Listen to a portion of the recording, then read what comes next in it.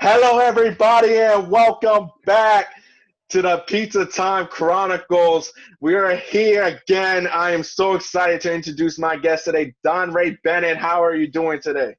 What's good? What's good? I'm doing well. How you doing, Jill? I'm doing great. I'm feeling it. I'm not getting lost in the pizza sauce, but I'm feeling life right now. Donray, let the world know who you are. Um, Donray Bennett. I am an admissions counselor, assistant director of admissions over at Kutztown University. Um, I am a man of the people, if you will. Been an advocate for those who are underserved my whole life. And I'm here to just share whatever I can, whatever I've picked up along the way, so that folks can build upon it. We all stand on the shoulders of those before us, and I'm just trying to elevate. That's all. So, Don Ray, today's episode is important because this pandemic has lost a lot of people. A lot of people have felt lost, and I thought today's a great episode to talk about passion and purpose and why remaining real with your passion and purpose is important. Mm. So, my first question to you is, what is passion and purpose? Ooh, that's out the gate with it, huh? Well, I mean, it can be defined in various ways, and the way I look at it is the passion itself. I mean, there's some old adages like if you do what you love, you won't work a day in life. I understand where that's coming from, but I tend to look at it as when you love something, you will work to all ends to make sure that you are fully giving it your all, you're supporting it, you're helping it grow, whatever the case is, whatever it's trying to do. You help when you love, when you have a love for something or a passion for something. A passion to me is the act of love. So when you have a true love for something, passion is your demonstration of it. It's the work you put in. It's everything that you are willing to do and go ahead and do in order to make whatever that individual, individuals, or that thing become. So, for instance, my passion, as I stated earlier, is in advocacy, right? Helping folks who are underserved, if you will. Generally speaking, it's typically the urban inner city youth, but it could be anyone who's underserved at any given moment. And so, given that's my love, that's what I want to do. The passion is what comes out when I'm either A, in these civic justice roles, doing things out there, or B, giving presentations, talking to students. Whatever it is I'm doing is a demonstration of my passion. That's how I like to look at it. So there's things I may say I love, and then the follow-up question to myself, if I'm doing some reflection, is, okay, well, what have I done to demonstrate that love? And if I haven't done anything, then I can't tell myself I have passion for that because I haven't done anything. And if it's something I've worked real hard to either try to keep, try to make better, try to, make bigger, whatever the case may be, if it's a relationship, if it's a program, um, the effort that goes towards that love to me is a demonstration of passion. So those two things are interrelated. And then purpose is ultimately um, what you would hope the end game of all that passion would result in. And so for me, it's equity, it's equality. When talking about some of the students, it's when we're talking about the families, it's improving the quality of life. Um, so it depends on the subject matter that I'm directing my passion. But at the end of the day, whatever that end goal is, that's what the title purpose becomes for me. And so it varies from situation to situation, but ultimately it's like a three-step process. Find what you love, then figure out what it is you're going to do about it. That's the passion piece, and then there's the purpose, which is what does the end of the rainbow look like to you? And you could practically say that passion and purpose is almost that drive. It's what gets you up in the morning. It's pretty much what gives you reason in life. And, some people have difficulty finding a passion and purpose. And do you believe that this difficulty comes from self-doubt, or is it because they don't know where to start? If I'm being honest with you, I think for the most part, obviously not everyone. I think the hardest thing to do in life is be real with yourself. To be honest with yourself. Like if you think about it, when we ask for opinions from other folks, right? 9 times out of 10, we already know the answer. Well, I mean, what do we do? You just keep asking someone till they give you the answer you want. So you bet, oh, that's a good idea. And now if anything goes wrong, you can kind of blame it on that person or displace the failure, like, oh, but I could have done it, but I took this person's, like, whatever the case may be. So we have a tendency to lie to ourselves. And so lie or not admit, whichever way you want to look at it, I think that's usually at the root of it. A fear of failure. Like, it's a lot easier to go your whole life saying, wonder what my purpose is, and then life comes towards an end, and you're like, I can never figure it out. I don't even know if it exists, or I wasn't that lucky, but hey, I had a good job, I did this, I have some things I can stand on, right? I have some kids, grandkids, they did great. So you start to validate everything else. When in reality, you probably knew what it was the whole way, but you just never took that chance because you can't fail. Like, there's another thing. I love quotes, by the way, and the one quote is, you miss 100% of the shots you don't take. False. That's a lie. I like the quote. I used to use it, but it's a little wrong. You don't miss 100% of the shots you don't take.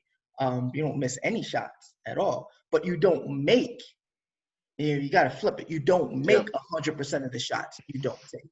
And so it's just it's so much easier to either displace or go the easier route or a different route and say, I didn't quite do it, right? You got that girl or that boy or that Z that you're looking at, and you got feelings for, whatever. Most of us don't ever approach that individual for fear of failure, right? Like, it's crazy deep down inside, the things that the things that we want most. We have like we have like this alert system inside that's like, beware, this could hurt. Beware, this could hurt that pride. It could hurt your feelings. It could hurt that self-esteem. It's like this beware, this cautious vibe thing that we got going, and so we tend to steer away from it. Whether it's an individual we're attracted to, whether it's a job that you could go for but you don't want to get to. I mean, for whatever. So when it comes to purpose, I don't think it's any different. I think people know deep down inside what gets them going. They know when they're sitting in a job that they don't want to be at, right? They know, because then they go, bitch and moan, they will complain to their friends and family or their coworkers all the time, but they still come back the next day. And it's easy. It's just easier to complain than it is to face the possibility of failure. To want something so badly and then not get it or fail, like that's devastating to even think about. So to ask someone to jump off that cliff is kind of hard. So I think deep down inside, everyone has a feeling. You know what you love. You know if you love pizza, you like cheesesteak, or you vegetarian. Like, what you love. You start there. Line up everything that you love, and then start looking at what it is or what you would do to improve whatever those things are, to progress, whatever they are. And then you can find it. It's not a difficult process. But the first step is you have to be honest with yourself. If you ain't gonna be honest with yourself, I mean, it's easy not to be honest with other people. I mean, folks do it all day, every day. But how you can be dishonest with yourself, I mean, you can't run from yourself forever. So I hear what you're saying. Those two options are usually, they play a role. But at the end of the day, you gotta admit to yourself that you have an inkling of what your purpose, what your passion, or at a minimum, what it is that you love in life. Because that's a starting point. So, And something I always like to say is validation is a dream killer. If you don't get that validation that you want, you don't create the things that need to be created on your passion and purpose. And I know you don't believe how many times I asked people, hey, would I be good at podcasting? Will this podcast be a success? Honestly, I'm doing it for fun, but I didn't know within myself if I can make it happen. And look, we're here in episode 5, and we're doing great so far. And then, when you come with the relationship thing, I don't want to get personal. This call this person my Florida dream girl, high school crush and all. But, the biggest reason why I never pursued it is because I didn't believe in myself. I'm a heavy set man, and I had all those doubts, but I knew, years went by, so I could have done it, and what I want to say to all the viewers right now, go after what you love and do it, even if you get no likes, even if you get no followers. If you feel fulfilled within, that's all that matters. And that's what I got from that answer. And you know, you're getting it from me. That's the motivational speaker in me. That's the Geo, not G Slice. Um, so, you know, Donray, before I went in my rant, you know, there's that piece in there. It says being real with yourself. Mm. How many people do you think truly say that I'm real with myself, but they're not? Man, I would say more than not, more than half, I would say. And I hate to be that, to be a pessimist, but there are times it's an ongoing process. Okay, it's not something that you are and then boom, you've mastered it. So I've had, even at this stage where I feel like I'm open-minded, I feel like I got this thing on lock. Look, I'm an open book to everybody. Da da da da da.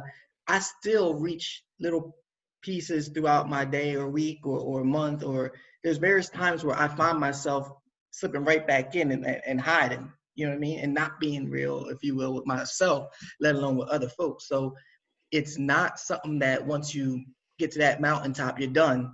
Like you got to work on it. The world is ever changing. Your situation, your life situation is ever changing. So whether it's, you know, individuals that you care about coming in and out of life, whether it's your work, your studies, I mean, things happen all the time. And so any given day you're faced with a new challenge, and a new challenge is an opportunity. It's opportunity to excel. It's an opportunity to get that sense of winning, of accomplishment, but it's also an opportunity to fail. And so every time you come up to an opportunity, you can try to challenge it, or you do have that side option of lying to yourself, of dodging it, of you know, faking the funk or whatever. So I'm not going to say, I think the majority of the time, a lot of folks are, you know, lying to themselves, if I'm being honest. But I'm not sitting here acting like I don't. I mean, there's any given day, any given time, any given situation could pull that out of me. Now, if I choose to stay in that state of mind, that's on me. I got to come out of it eventually. But we're human. I mean, we are the most imperfect of beings on this earth, if ever there was some. And so, you know, it's not something to be down on yourself about if you're not the realist with yourself, or you definitely shouldn't be puffing out your chest because, you know, you, I can be honest, like when I lost, I always thought I was the, you know, my emotional range, right, is from here to here. Okay. Here is as high as I'll get if I hit the lottery, right? 100 mil tonight. Here I am. I go from here, right in the middle, to here. If God forbid, I should lose someone close to me tomorrow, I'm going from here to here. Okay, most likely, if I see you tomorrow, you're not going to know whether nothing happened, I hit the lottery, or I lost someone close. 99% of the time, that's how I am. But there was one person I lost close to me where, and it's not like I had it happen before, but I don't know what it was with this one, but it really like took me to a different place. I didn't even know how to react, and so the way I was for a good week or two was not me. I wasn't facing anything. I just didn't want to face anybody till I could figure it out on my own or whatever. That's what I was telling myself. I mean, I wasn't talking to people I love. I wasn't. I was doing unhealthy things. So I knew, even if I didn't know what to do, I knew what I was doing wasn't the answer, right? But here I am over here trying to tell people, help people out, live positively, face your challenges. I'm over here acting, you know, not living my words. So, and that's right in the midst of me trying to motivate young people and speak on a weekly basis. So, it's a daily challenge. But I do think more often than not, we're lying to ourselves in one way or another, unfortunately. And I think my next question to you, this is a question I just made right now. Okay, I was thinking about it. Do you think people, where they find most of their failures is because they fall in love with the result, but they don't fall in love with the process? Yes, well put. Yes, absolutely. It is, man. I think that is definitely a top, if not the top reason, top two, top three reason. Um, it's how we're designed. It's how we're designed from a kid, from the get-go, from right out the gate. It's all about that. It's all about what we perceive to be the end. And the journey is everything and more. Everything and more. Like and anyone can relate to this. Whether you made it through the gauntlet of college, whether you made it out the hood, where you made it to 12, and some of your friends, like there's so many things that we aspire to a thing or an end game, which is why I was saying the passion. I mean, passion's where it's that it'll guide you, right? That's the map, that's the GPS system, that's the drive. I should say that's more like the gas or whatever. And that is where the growth happens. That's what it's about. I mean, it's about growing. No matter what it is, it's about growing. The more you put into something, the more you see come out of it. Right? The more effort, the more energy you put into it, and it keeps giving you back that what you see come out, that's your new fuel to keep going. So it's really an ongoing process. I work real hard, I see this result. I shouldn't want to keep going because of the result per se. I should want to keep going because I turned my effort into a product. It just so happens that product was an A on this test. Oh, great. Or that product was, the girl of my dreams. That product was a great job. Or that product was a house in this neighborhood that I went. But it's not, at the end of the day, it's you put in this effort, your energy. And I don't want to get all, spiritual or philosophical, but you put all this energy out towards something. And then it turns into something. And like you're saying, we often revere what it turned into, not the fact that you just turned nothing into something. Like when my kids are here, whatever, and I do a little trick, I do whatever it is, or I make something disappear, they go crazy, right? They go crazy because I just made something disappear, or I just made something up here that wasn't there. They don't care if it was a quarter or it was an elephant. They don't care if it's a penny, you know what I mean, or a gold, a million, a $200,000 watch. To them, they don't care what it is that's appearing or disappearing. They care that process, I was able to generate something supposedly from nothing. So if you look at that, like everything you're able to accomplish, Gio, all the organizations you're part of, the movements, at your age and everything like that, the reason why it's impressive isn't because you've done it. There's other kids who've done it, other individuals your age who have done those things. Have they done them all? Have they done them all in the time frame that you did? Have they done them all with the responsibilities that you have? Have they been able to sit in your situation and then get those things accomplished? And if the answer, whether it's yes or no, more often than not, it's no. What's the difference between you and them? They're capable of doing it. They do it eventually, or maybe they did a little bit of it. What's the difference? The difference is how much you were able to put into it. You know what I'm saying? And then something came out of it. And regardless of of course, if it's great, then you want to pat yourself. And that can be a motivator too, quality. But turning you into, you're just a ball of energy. All of us, we're just individuals with a whole bunch of tremendous potential and capability to change the world. You can start with your life, you can change your neighborhood, you can change your city, your state, your country, or the world, whatever the case may be. You have that potential, whether you choose to sit at home and do nothing, or whether you choose to maybe get involved, or maybe you choose to go all out. Like, that's on you. You know what I mean? So the product, man, there's so many. I love Barack and Michelle Obama, right? They did their thing. They have that goal, that end goal that so many young people aspire to be. But there are folks who've never made more than 30K a year, who's in the streets, civic workers out there volunteering, doing gardens, doing volunteer tutoring, doing all this stuff, off the rip for nothing, for free, or for minimal volunteering, who are having just as big of an impact, if not bigger, than that great, model of a husband and wife pair that changed the world. There are people who've had that effect times 10 that you never hear about. So the product doesn't matter. It's how much you put in and turning it into something, man. That's the beauty of kids. When you have a kid, it's not, of course you hold the kid, oh my goodness, it's a creation, but it's like I created that. You know what I mean? It's like me.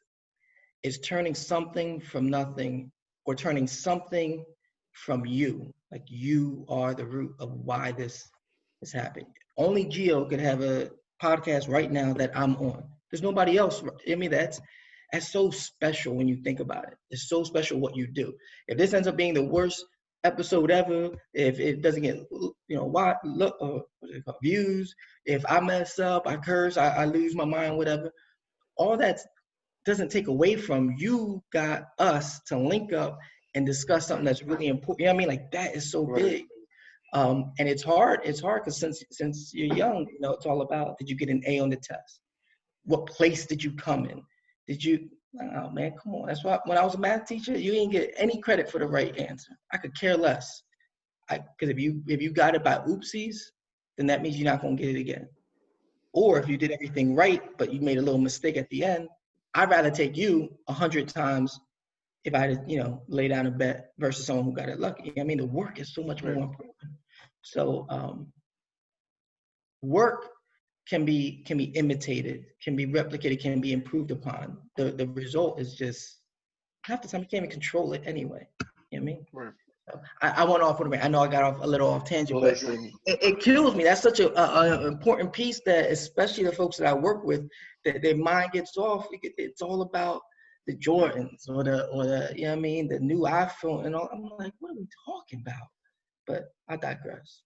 Listen, everybody, if you watch this episode, I want you to rewind everything that Donray said. I want you to hear it at least 3 times because he just hit it right on the nail. You have to fall in love with the process as much as you want that result. And I say that from the bottom of my heart because people who know me, I do everything with love. There is nothing I have ever done in my life that didn't involve love. And Donray can back me up on that because he sees how much energy I have and how much things I do.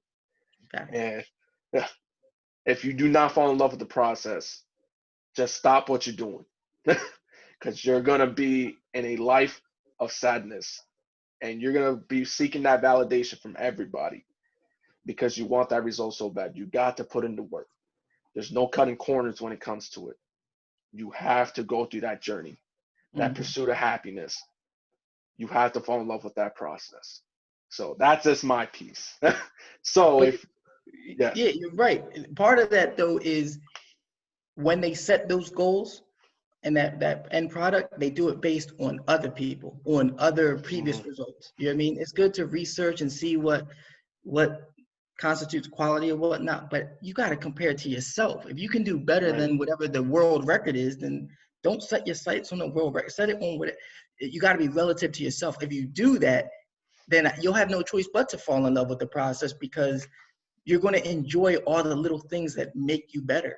And you're going to want to do that some more so you can be better. So you can, you know what I mean? So, right. I mean, it should happen. If you start from that beginning of looking at what it is that you love and work up from there, you shouldn't make that.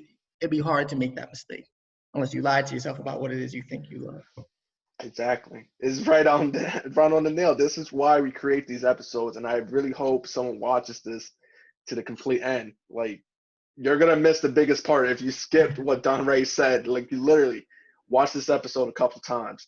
Man, I'm going to be scared of the comments. People going to be like, what is he saying? He's going off on energy. Listen, I'll cut off the comments if you want me Nah. Whoa. Never that. Never.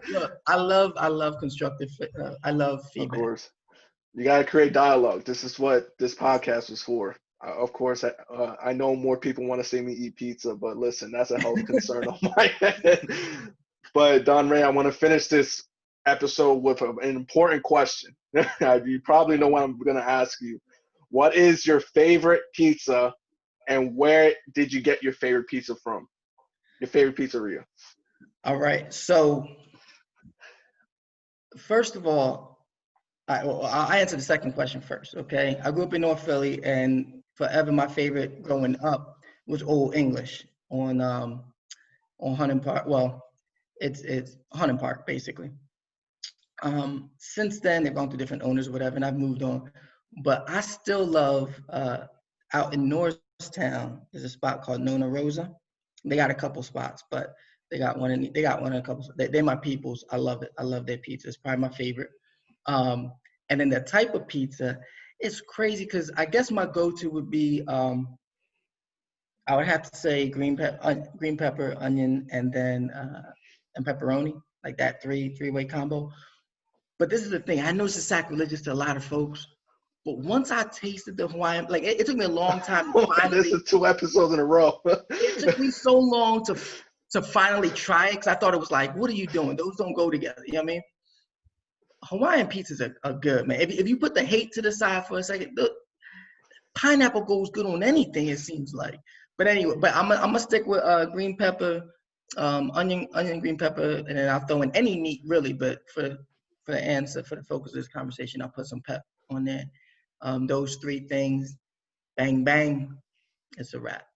This is back-to-back episodes. Daniel Santos, if you're watching this, someone else agrees with you. So, but I saw that. I was like, hey, it's true though. You got to put your look. You got to put your you got to put that aside. Open-minded, right? Now's the time. We open in minds. Just try it with an open mind and an open heart. I'm telling you, it's solid. listen, if you know what Infinitos is, in Temple and Fifth Street in Reading, listen, they brought out a pineapple pizza and I was out there for an hour. Nobody touched it. So we'll put it at that. You have a debate in the comment section. So listen, everybody, thank you so much for checking out the Pizza Time Chronicles. This is my amazing guest, Donray. We're going to keep producing more episodes. We're going to have a lot more guests. Listen, this episode that's coming out next, you're going to love it. We got way more guests. We got way more energy. Get lost in the pizza sauce. Listen, everybody, I'm going to quote that from now on. Everybody, have an amazing time. Please check out the other episodes. And until next time.